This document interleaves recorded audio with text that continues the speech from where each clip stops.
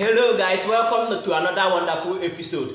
Go to court, go to court. Now P2B has filed a court case. Not just a simple court case, but a comprehensive one. You can see how everywhere was calm, but in a serious panic mood. Now what they expected is not what they are seeing, because they thought it's going to be a simple court case. Now some of them have started complaining that P2B want to collect their mandate by conniving with the international community to bring out a drug issue against the president-elect and the US. But there is this detailed video where Festus keyamu is trying to debunk that drug issue with the president-elect and the US. But unfortunately to him, there is a background voice highlighting every lie he has told on that same interview he granted on Channels Television, which I want you to watch very attentively and very closely. We are not going anywhere, we are here, and that is why you have to keep following, like, share, let me know what you think on the comment section. Also follow and subscribe to my page so that you will not miss out on any update. Watch the video very attentively and see for yourself. Those accounts were 10 accounts in 3 banks. Accounts legitimately opened by him, and there were funds that he kept saving, where he was keeping his savings in the US.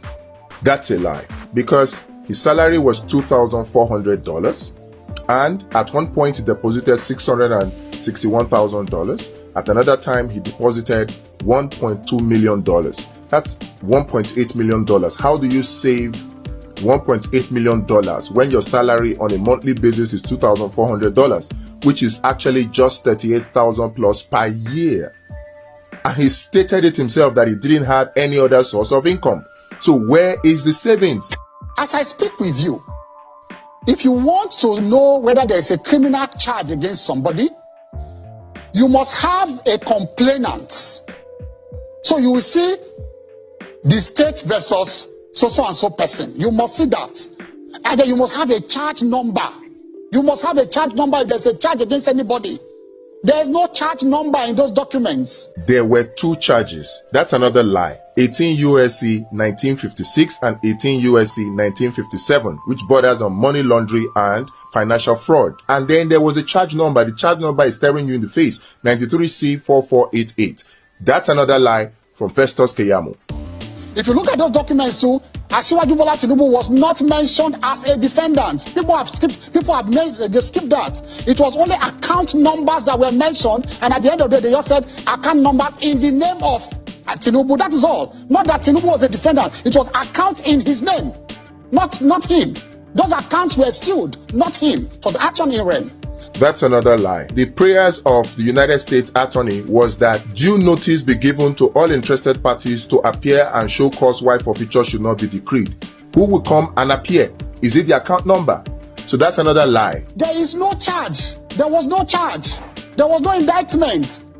There was no criminal process. It was a purely civil process against those accounts. There indeed were 2 charges, 18 U.S.C. 1956 and 18 U.S.C. 1957, which bordered on money laundering and engaging in money transactions in property derived from fraud. Now, there was an affidavit by somebody called Kevin Moss. Kevin Moss is just a normal prosecutor you see. That's another lie. Kevin Moss is not just another prosecutor you see. Kevin Moss is a senior special agent. And aside that, the work he did will boggle your mind. These 4 sections from the document outline that he filed 18,300 files. So that's no joke. What they did in the case of Asiwaju Bola Tinubu was therefore to file what they call an interim process for forfeiture. It was not a final process. That's another lie. There were 5 documents, and the last of them is the final forfeiture, the final decree. You can see it there. So there was a final decree starting from the verified proof of forfeiture to the warrant of seizure, down to the settlement, down to the final forfeiture. So that's another lie. The Kevin Moss, all those depositions you see there about narcotics and all that, it was not a judgment of the court. It was an opinion of a prosecutor trying to convince the court to issue a forfeiture order. It was not an opinion of a court. Another lie. These are seizure warrants that were issued to first of all freeze the account, and then there was a final forfeiture that was issued, which is also an order of court. So to say it is speculative and it is not final, that's another lie. And so it was a presumption. These processes are processes of mere presumption. So they found monies in his account. They said, well, they needed to come forward. And in that affidavit of Kevin Moss. Again, another lie. This is verified complaint of forfeiture. They were not speculation. He backed it up with an affidavit and he got a warrant of seizure and then got settlement and got final forfeiture. So it is not mere speculation. This is another lie from Festus keyamu.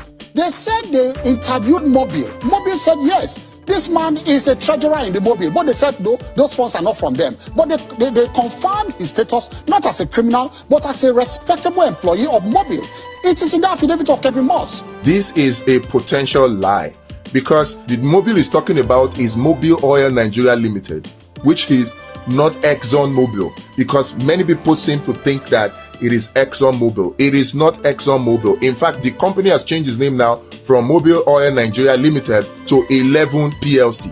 Look at paragraph 38 of the affidavit by Kevin Moss. I want everybody to look at paragraph 38. After the rigmarole of trying to find out whether the account in money, where the monies came from, whether they were linked to drug and all of that, it was all speculative. They came to the conclusion that the proceeds he got from the tax, the deposit he made there what they call what these bankers normally call investments. He kept the money there and he was getting profit on the interest. They said he had not paid tax on those interests. That is all. So it was not like a deliberate act. That's another lie from Festus keyamu. The whole charges that were brought against Bola Ahmed Tinubu were USE code 1956 and 1957, and they bonded on money laundering. To say that it was tax is a deliberate lie, a very, very big lie.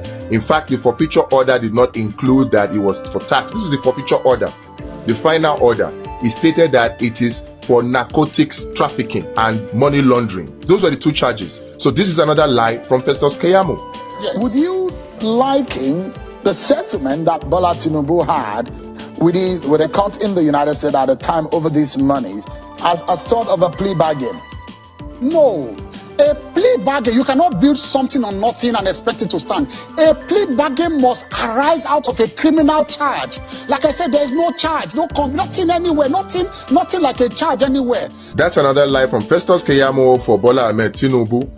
There were two charges, USC code 1956 and 1957, which bordered on money laundering and using proceeds illegally gotten. Going from that, you see now that there was a plea bargain. This is stipulation of compromise settlement, which is plea bargain. So there was a plea bargain, and in the plea bargain, initially it was supposed to be 1.8 million that was seized, but eventually they just fined him based on the charges that he was charged, because he was charged with two codes violation, USC code 1956 and USC code 1957. And if you look at the punishment for those violations, it says not more than $500,000. That was why only $460,000 was deducted from the account, because that's what the law speculates as fine punishment for the violation of the law.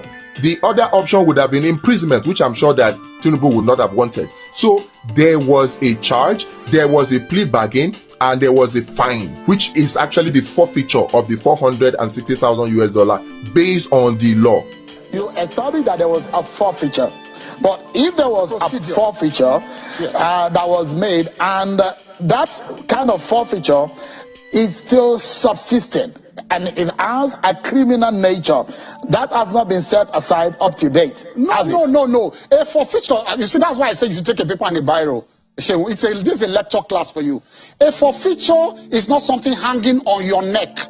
It's a permanent settlement, and everybody, you will shake your hands and go your way. The forfeiture in this case, which proves that this is another lie from Festus keyamu for Bola Ahmed Tinubu, the forfeiture in this case is based on code violations for 1956 and 1957. The punishment for it is either fine of not more than $500,000 or imprisonment. And so Bola Ahmed Tinubu was given a fine, which is the forfeiture settlement that he got, and it was $460,000. There was a forfeiture, which is actually a fine based on the two charges that were brought against him. I refer you again, paragraph 6, page 2 of the settlement signed. In that paragraph 6, they were even begging Asiwaju. They said that, look, Please don't proceed against us again. This is a final settlement between us. Go your way, we go our way.